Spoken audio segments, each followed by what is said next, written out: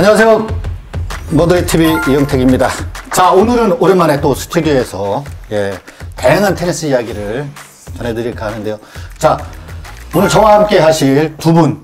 키키올리 김기범입니다. 오늘은 제가 패널로 출연해서 뭘 말하는 게 중요한 게 아니고 두 분한테 좀 한국 테니스에 대해서 취재를 하려고 왔습니다. 네.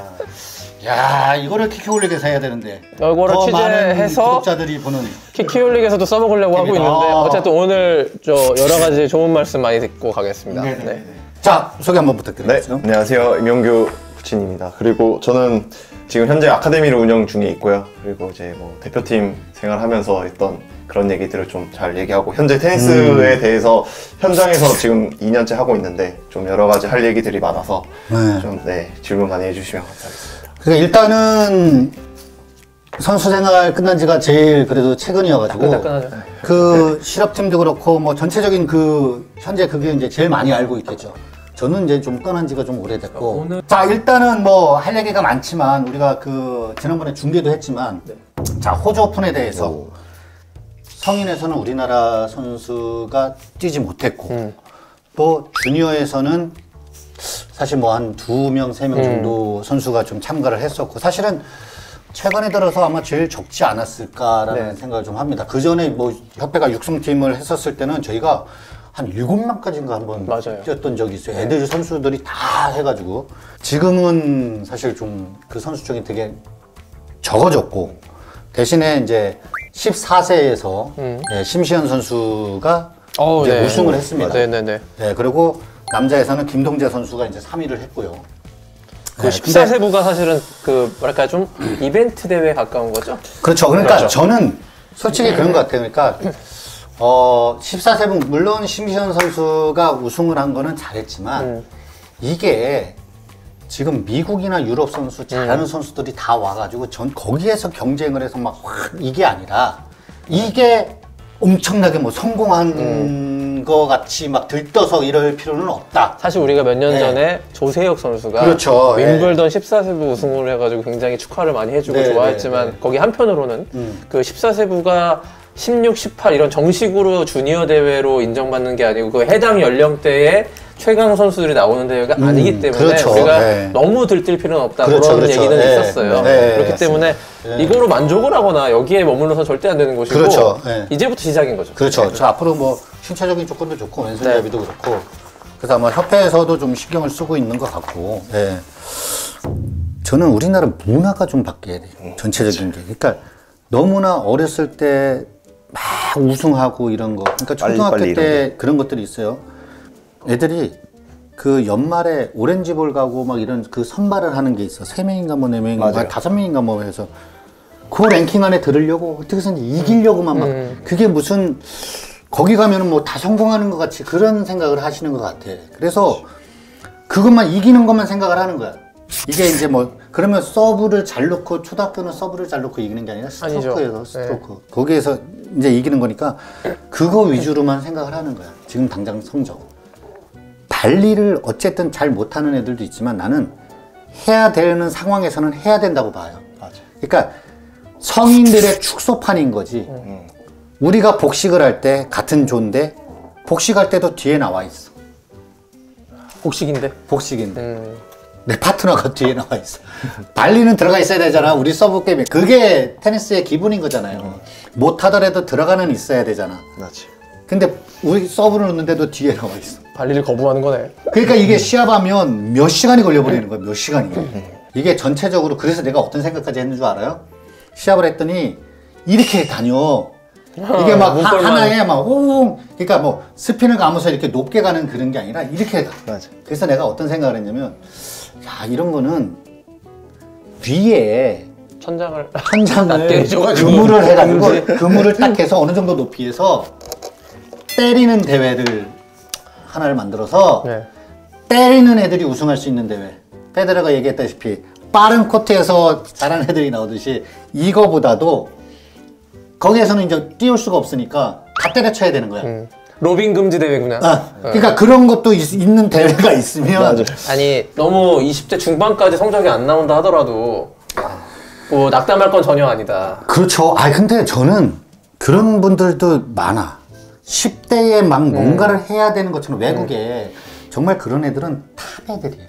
전 세계에서 따져봤었을 때 10대에 막 뭐 100이 가고 여자도 그렇고 그런 애들은 정말 몇 명 안 되는 애들이에요. 근데 우리나라 역사나 아시아 전체적으로 역사를 봤었을 때 근육도 그렇고 성장 속도도 그렇고 이게 그때 되면 좋지만 그때 그거를 하기에는 쉽지가 않아. 그렇죠, 그러면 만약에 그때 않죠. 안 됐을 때에 뭐 막 안 되는 것처럼 나도 솔직히 내가 만으로 24살 때 2000년도가 24살 때예요.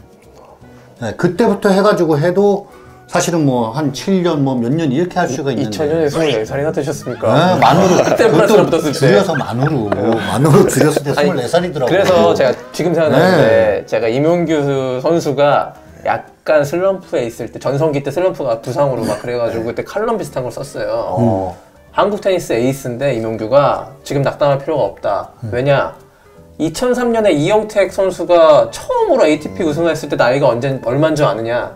그거보다 지금 이명규 선수는 훨씬 나이가 적다. 그러니까 기회가 계속 열려 있으니까 열심히 하자. 이런 얘기를 한 적이 있었습니다. 그러니까 2003년도면 내가 27이었는데. 그러니까요. 네, 27이었어요. 아니, 그러니까 2003년에 27이었어요. 그리고 네. 2007년에 앤디 머리 이기고 네. 또 16강 갔을 네, 때가 네. 32살인가? 그렇죠. 그렇잖아요. 그러니까 네. 그때가 내가 그 나이가 최고 그건데 내 기록을 깼었던 거 있잖아. 내 개인 기록. 개인 기록 깼어. 36기 깼었던 그게 내가 4살 때인가 3살 때였었어. 아, 그러니까 그 가장 네. 나이가 많을 때 최고 최고 랭킹 기록을 경신을 깼네. 나이가 30 넘어서 내가 30 했으니까. 내가 34살 때 그때 은퇴할 때도 되게 나이가 많다 그랬었어요. 그때는. 맞아. 근데 지금 조코비치하고 얘네들 지금 34살은 테니스도 조금 길어졌어요. 맞아. 복식도 뭐 뭐 거기 끝나고 나서 복식도 뭐 지금 뭐 40살인데 보파나가 지금 세계 1위 하고 뭐 네. 이 정도 나이가 대체적으로 되고 5년 연장됐습니다. 네, 한 5년 정도. 그런 것 같아요. 한 그 정도. 그리고 뭐랄까요, 좀 천재들은 그 올라오는 그 시기가 빨라졌고 19살, 20살 때 다 올라오고 그 다음에 저 평범한 사람들의 전성기는 20대 후반이 되더라고요. 약간 지금. 25 네. 조금 지나면서 네, 그거 넘어야 되더라고요. 맞아. 그러니까 여자들은 10대 때 주니어에서 뭐 200이 100이 막 이렇게 가는 애들이 있는데 남자는 쉽지 않아. 그 힘이나 막 이런 것들도 그렇고 정말 거의 10대 때 가는 애들은 진짜 뭐 나달이나 막 이런 애들 아닌 이상은 조금 좀 쉽지는 않아졌더라고 보니까. 예. 그래서 우리나라도 좀 너무 막 10대 때 아니 뭐 29에 100이 가면 어때요? 이건 좀 약간 웃을 수만 없는 에피소드인데 요즘에 겨울에도 초등학교 시합이 있어요. 네네네. 지방에서. 그러면 눈이 오거나 서리가 낄 때가 있습니다. 그 베이스라인 뒤편에. 그러면 여기 미끄러지잖아요.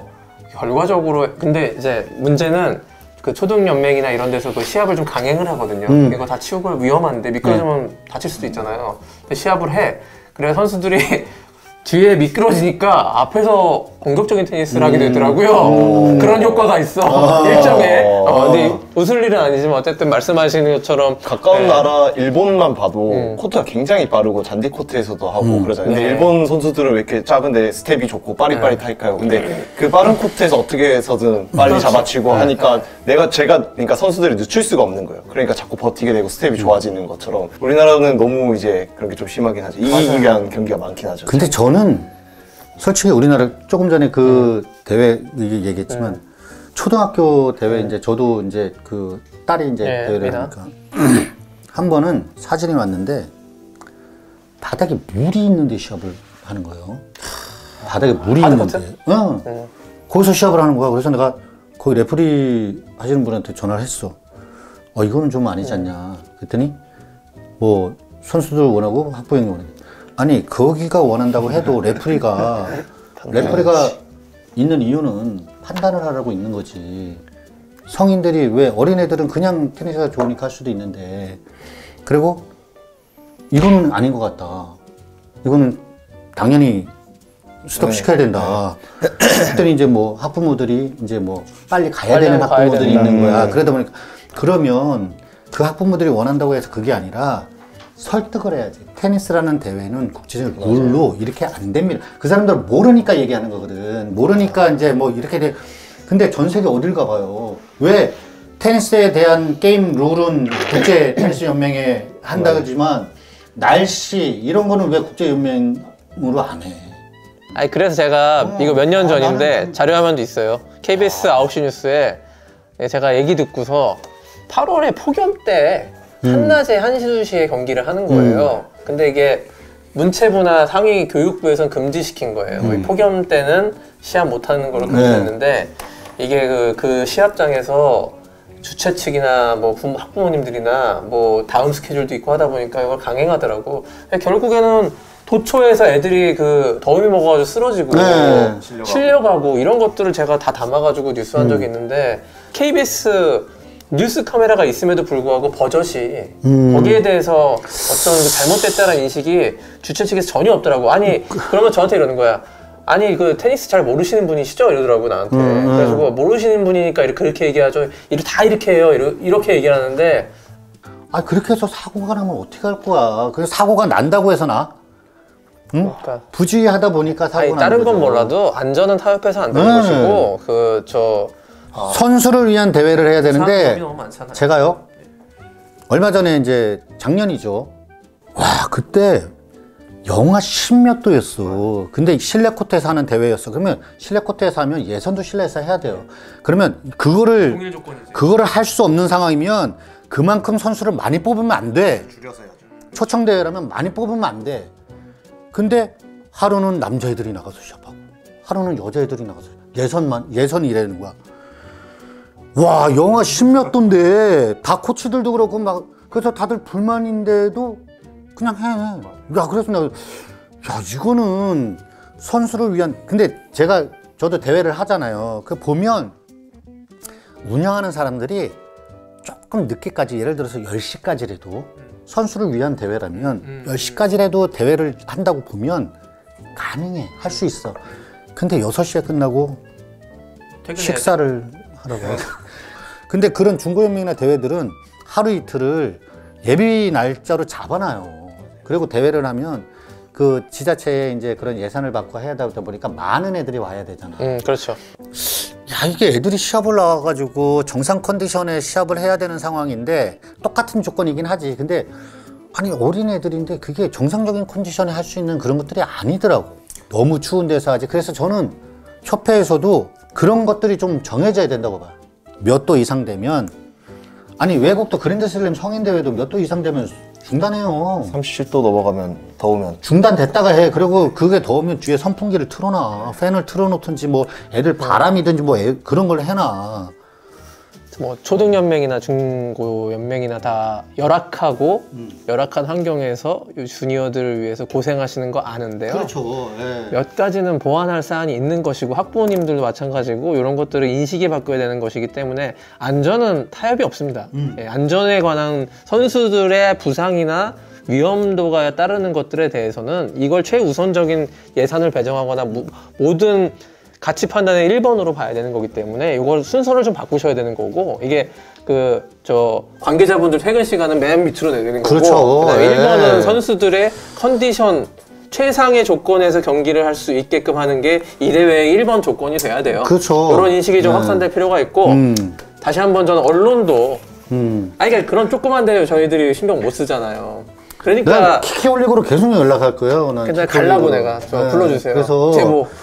네, 그러니까 저는 요번에 청도 이제 그 주니어 파이널 갔잖아요. 비가 많이 왔어요. 시합하다 보면 하드코트 조금 미끄럽잖아. 그러면 라인 쪽에 사실 많이 잘못 돌아가거든요. 그 라인 쪽이 잘 안 말라. 그러면 애들 타올로다가 다 마르고 막 하잖아. 조금만 내리면 이제 스톱이야. 근데 어떨 때는 야 이거 할만한데 왜 안 하네. 뒤에 조금 젖었다고 저 뒤쪽으로 좀 젖었다고 할만한데도 안 해. 야 선수를 위한 대회인 거예요. 당연하지. 저도 상하이 마스터스 그거 했을 네. 때 비가 약간 좀 왔다리 갔다리 하는데 할 수 있을 것 같고 스탠드에 많은 사람들이 기다리고 있는데 타협이 없어요. 그거는 무조건 니들이 좀 불편하더라도 우리는 선수가 무조건. 경기력이 우선이야. 그렇죠. 무조건 진짜 경기력을 위해서. 선수들이 완벽하게 진짜 제 컨디션으로 뛰어야 좋은 플레이가 나오는 거고 그래야 맞아요. 또 보기도 재밌는 거고 뭐 미끄러워가지고 제대로 잘 못하고 있는데 그게 어떻게 재밌을 수가 있냐고. 이거에 대해서는 뭐 초등연맹 정도는 한번 회의를 소집하셔가지고 대책론 마련하셔야 될 것 같습니다. 이게 저도 알고 이영택 감독도 알 정도로 문제 제기가 되는 거면요. 요것은 공론화가 되는 건 시간 문제고, 이거 선제적으로 지금 주원영 회장님이 대한테니스협회 회장으로 새로 취임하셨는데 누구보다 엘리트 선수들의 경기력에 대해서 세심하게 신경을 쓰는 최고의 회장이기 때문에 이런 거 용납하시면 안 됩니다. 이거 잘. 저도